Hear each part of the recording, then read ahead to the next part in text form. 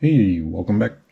I got a Granite Grom, so ran quite a few packs through it, and pretty happy with it actually. In its stock form, brushed. It's got good speed, good manners, good weight, good jump. It does everything that it's supposed to do as a Granite Grom.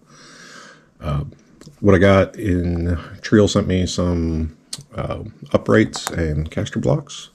So I want to throw those on and consider doing a small adjustment to the speed control. To be honest, I already put a Reefs Micro 99 servo in this, eliminated the servo saver, and it is fantastic. All the steering I could possibly want out of this, much better than the stock servo. Very responsive and very enjoyable in this platform. And I know I'm putting $100 parts on a $130 truck, but it's RC, that's what we do. So I want to get into this and start tearing it down and seeing what it takes to put these goodies in that goodie.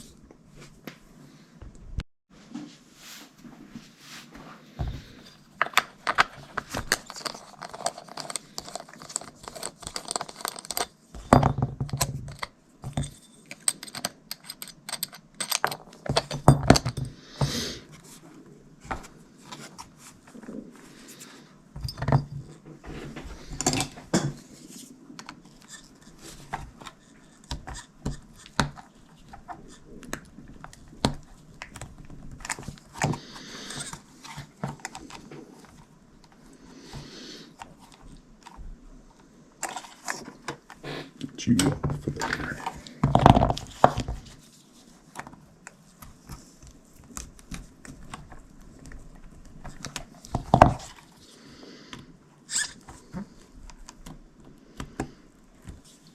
Lord.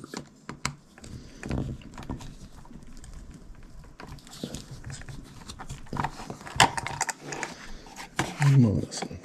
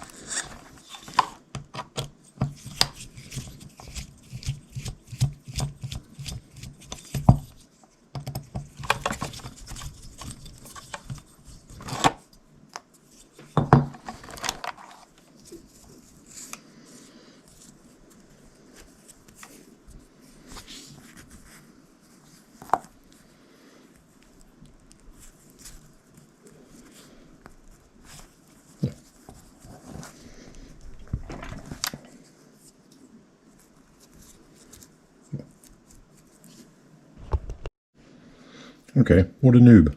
I'm obviously not used to this. I was expecting the pin to just come off and there be a hex pin, but that is absolutely not the case, and I'm a retard.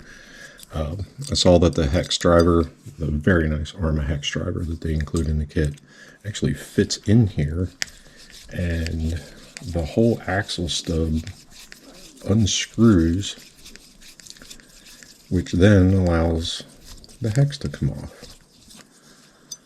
So ain't that something? It's actually two crosses keyed onto the CVD, which I assume pulls out, and that is definitely interesting, but that is plastic. That is not metal. So very interesting. That's unexpected, and I'm a retard, and I'm sure lots of you were like, no, stop prying on that, but I figured it out. I don't need no parts explosion. I can figure these things out. So we'll just go ahead and continue on putting these new ones on. So looks like that's the right one. Got the angles right. Bearings fit in, sealed bearings at that. It's very nice.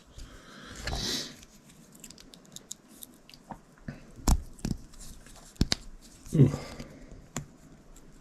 Get you in there. Nicely done. All right. I guess that kind of makes sense. Put my half-destroyed hub back together.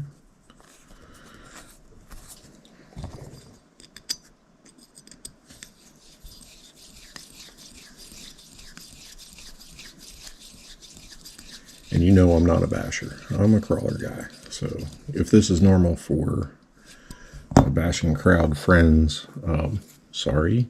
I don't know what else to tell you. I don't do this kind of stuff. So we'll get that lined up. Get you now. There we go. Get you in. Get you in. I feel like it's not seated. There you go. That's a much easier way to work on it. That pillow ball.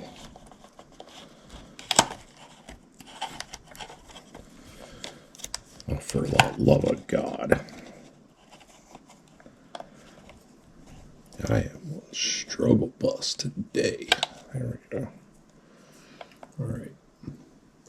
And Treal does give you new hardware for this stuff too. I'm just going to use the factory stuff because it looks to be the same. Got a certain love for factory hardware on quality products, such as this. So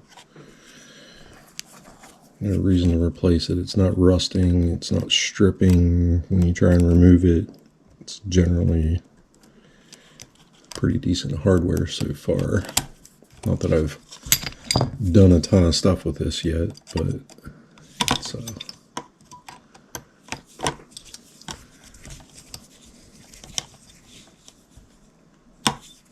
definitely nice. Get our steering link back in.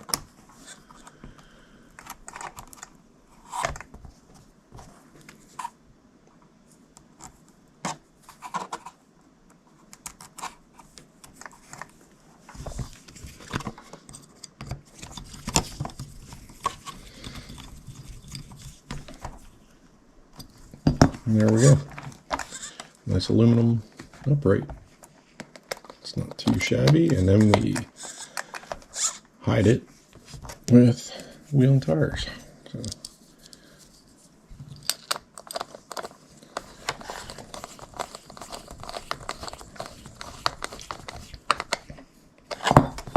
there we go. One side done. I'll get the other side. All right. Front ones are done. Let's see what the rear is. It comes apart similarly.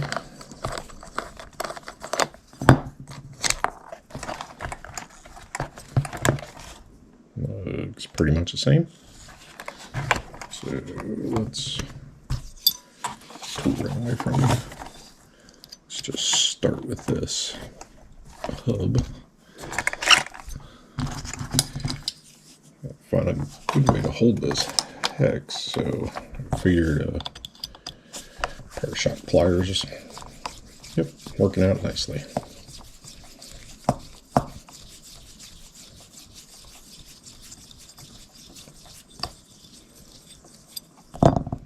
Get you out of there. That works a lot easier when you know what the heck you're doing.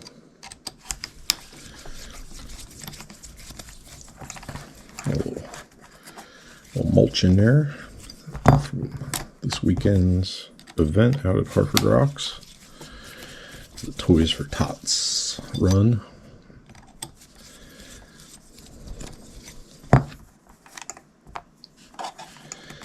Had a blast showing this truck off with some other people that were out there that hadn't seen one before, so it was definitely definitely a good time. She is tight in there.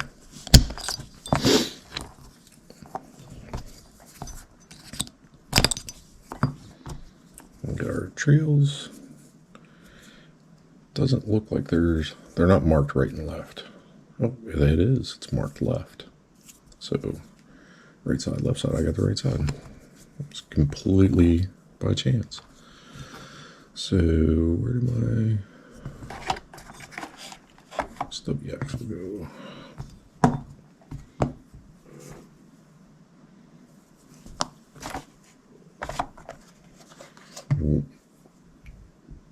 Disappeared. There it is. It's all the way back here.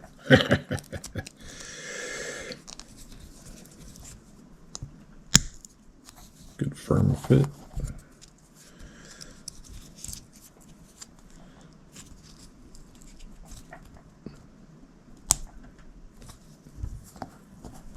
Oh yeah.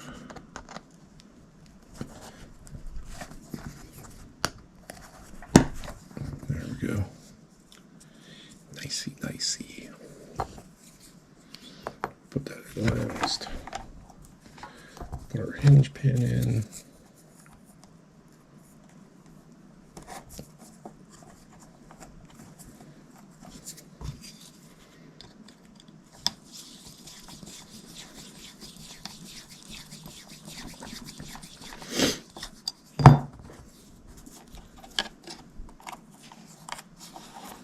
No, I haven't had any drive cup issues.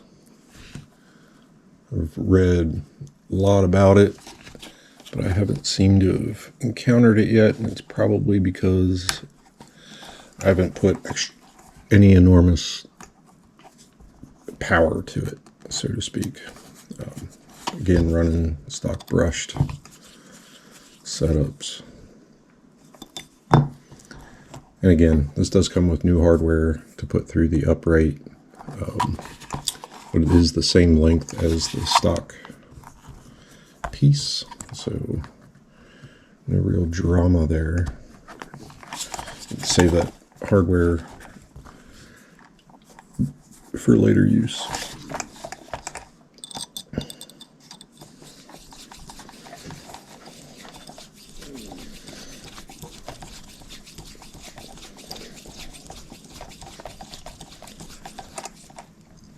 I kind of like the stub axle. I like that little setup. That's definitely different than the things that I'm used to. So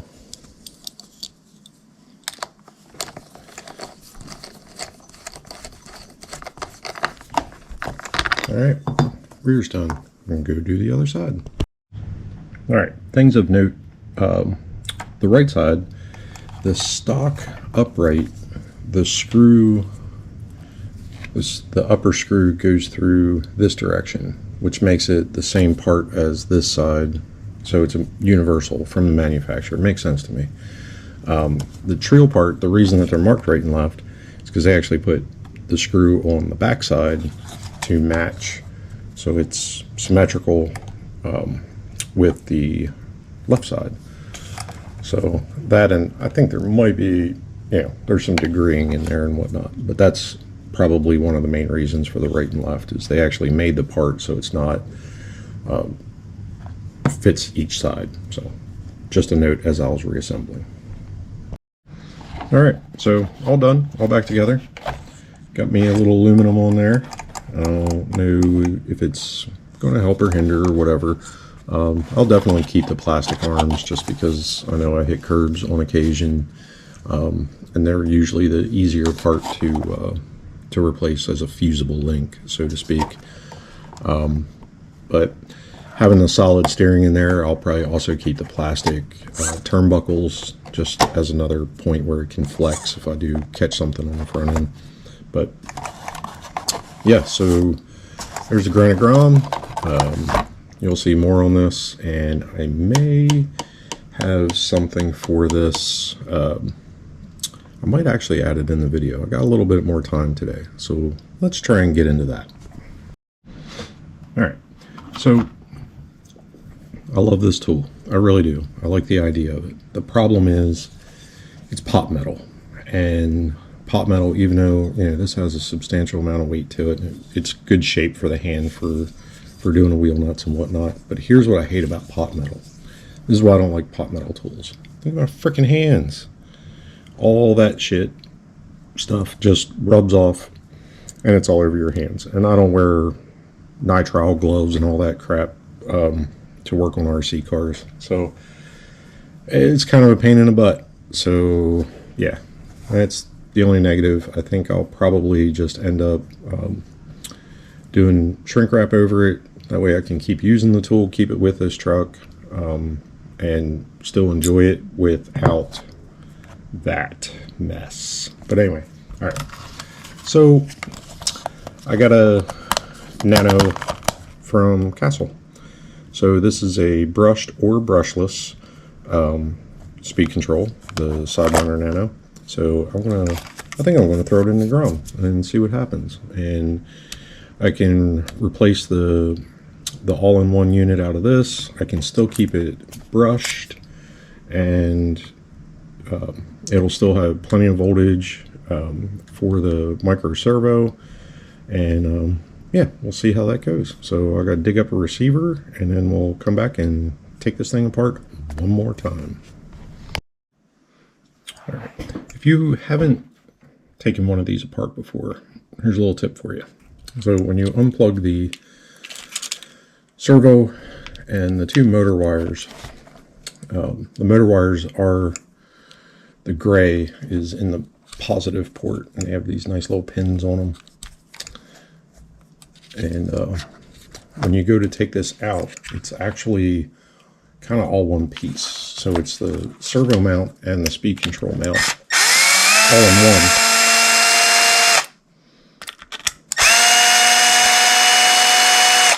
And I do use the Milwaukee with the clutch setting at the lowest, but I'm just removing. So the servo, it's easier to take it out of the top than it is the front. So it just leaves that little dog bone on there. So this all comes out. I did not get the rest of that screw. There we go. So the servo mount is part of the ESC. So your choices here are to cut these off or find a different servo stay for a micro mount. So I'm sure at some point somebody's going to make these mounts and an ESC plate that, you know, will look nice and pretty and all that on it. But for this one, I'm just going to cut it off, because if I want to put this speed control receiver combo back in, I can just servo tape it right to the top of the servo. So I'm just going to mark it for cuts, and I'll get it as flush as I can to my servo. And I'll cut that off and remount the servo, and then we can put a Sidewinder Nano in it. And I did find another receiver. So this is a 315, and it does have the SLT protocol in it. So I should be able to maintain my factory radio, which would be nice. So let me get to cutting and moving some stuff around, and I'll be back. All right, so I never cut anything on a video because you never know. Anywho, so cut those off. I just left it mounted up because it gave me a nice straight flush cut. I use a Japanese pull saw. It's a back cut. Got it off of Amazon for like 20 bucks, and I've cut numerous hard bodies and other plastics with it. And it does a great job. I mean, that's as good of a cut as you can possibly get without a rotary tool or some kind of power tool. And it did not screw up the speed control, so I can use this in another project. These are really good for using for scale builds where you don't have much room for an ESC receiver. So yeah, it's one of those things. All right, we're back. So I got the Nano programmed up. I just put a plug in here because I'm going to be changing this motor anyway, so I didn't want to shorten leads any more than I had to. Got a SR315 bound to my SLT2 remote that came with it, and all is well. If you want to know how to bind this, basically get the receiver powered up, hit the bind button 3 times in quick succession, turn the radio on, and that'll bind the two together. It's magic. I don't know, but it's all working. There's no on-off plugs, so it powers up as soon as you fire it up. And we got servo, and we got go fast, and yep. So I'm gonna button this all up and then go run it. All right, Nano programming. So I threw an original, just basically a trial program in there to see what it would do on here, and I find myself wanting a little more drag brake. So I figured I would walk you through programming a Nano and what all you'll see. So here's the basics. I set the drag brake to 50%. I want it a little hotter than that. I'm going to try 80, and brake amount I'm going to go to 75, and I want it to come on a little faster, so I'm going to set it to fast, and I'll update that, and all is good. So my power settings, I'm 100% forward, 100% reverse, no punch. It's a brush motor, it's stock. Nothing there. Motor, brushed reversing. Throttle, I have a little bit of curve in it, and I'm going to take a little bit out of the brake curve to speed it up a little bit more. And those are my settings. So that's what I got going on, and we'll get back over to the bench and show you what it looks like all wired and everything installed. All right, so we are installed. So we've got the Reefs Micro 99 down here, got it all linked up, working great as ever. And that's on the BEC that's in the Nano. That is not an external BEC. When they come out and I get my hands on one, I'll probably put one in here and run that servo on 8.4 because it is capable of it, even though that's probably way more than it needs. I'm going to flip the battery around. This is almost too banjo tight, but SR315 on top, wires tucked down in here with the motor, speed control up here on the front of the chassis, double-sided taped, and she's good to go. And she is spicy, so can't wait to get it outside and see what she'll do. But it's definitely a lot more peppy than the factory Spectrum speed control, and this to me is just fantastic. So all right, until next time, thanks for watching. All right, here's something you don't see me do often, and that's do running video because I'm terrible at it. So let's do some Granite Grom stuff here. And plug this bad boy in.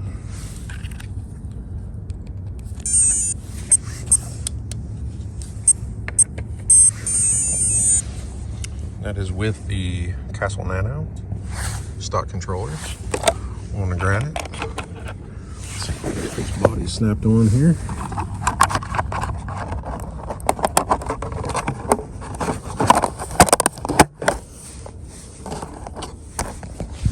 And we are snapped on. And let's see if I can one-hand drive with the crap.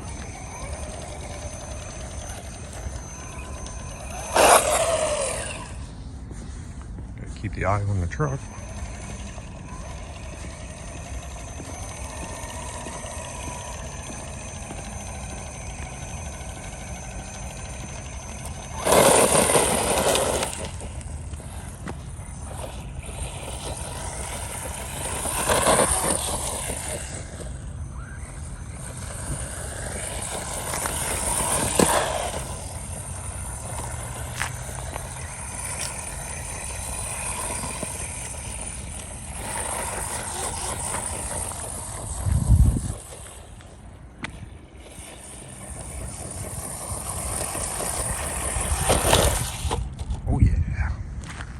holy. And I'd say it's got a little more punch than the stock system.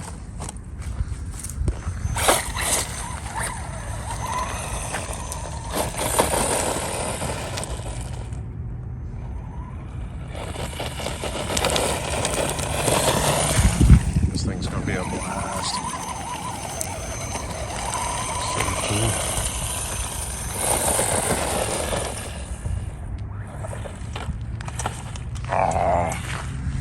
Do my walk of shame.